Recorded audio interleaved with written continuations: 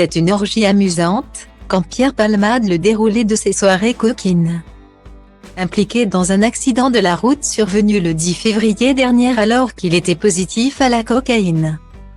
Pierre Palmade a été assigné à résidence à l'hôpital, avec un bracelet électronique.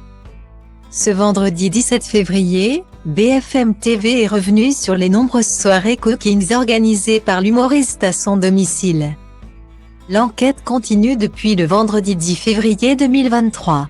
Souvenez-vous, l'humoriste de 54 ans, alors qu'il était sous l'emprise de la cocaïne, a provoqué un terrible accident de la route sur une départementale de Seine-et-Marne, près de Célie-en-Bière.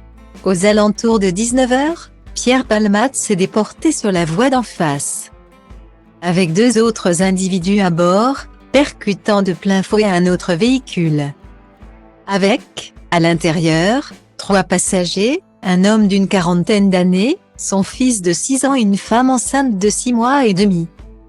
Cette dernière a malheureusement perdu son futur enfant, une petite fille, et les 2 autres victimes ont été transportées à l'hôpital et sont encore dans un état grave, en réanimation.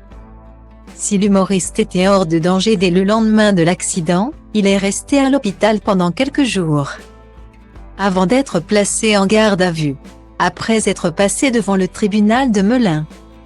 La première sentence est tombée. Il a finalement été assigné à résidence au service d'addictologie de l'hôpital Paul Brousse à Villejuif, dans le Val-de-Marne, dans lequel il est surveillé par bracelet électronique. Mais l'enquête continue, puisque son domicile a été perquisitionné ce lundi 20 février, après l'ouverture d'une enquête pour détention d'images pédopornographiques. Pour rappel, lorsque l'accident a eu lieu, Pierre Palmade faisait la fête depuis déjà 24 heures à son domicile de Célie-en-Bière. Des soirées coquines qu'il a déjà évoquées dans le passé. Depuis de longues années, l'addiction à la drogue de Pierre Palmade était connue par beaucoup de personnalités françaises. Et il ne s'en est jamais réellement caché, même s'il a tenté de s'en sortir à plusieurs reprises. En vain. Vendredi 17 février 2023, nos confrères de BFM TV ont consacré leur soirée à une enquête sur l'affaire Pierre Palmade.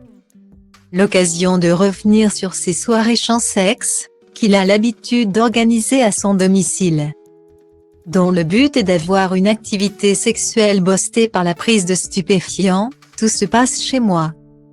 Avec un mec, 2 ou 3. Ce sont de longues heures qui durent toute la nuit. Parfois la journée suivante, avait écrit Pierre Palmade dans son livre « Dites à mon père que je suis célèbre » sorti en 2019 et cité par BFM TV. L'ancien compagnon de la chanteuse Véronique Sanson disait plus sur ces soirées: on rit, on regarde la télé, on parle, on est à poil, on fume, on couchaille ensemble. Et on recommence. C'est une orgie amusante, avait-il poursuivi. Des moments personnels et intimes, qui ont une résonance bien plus sombre désormais.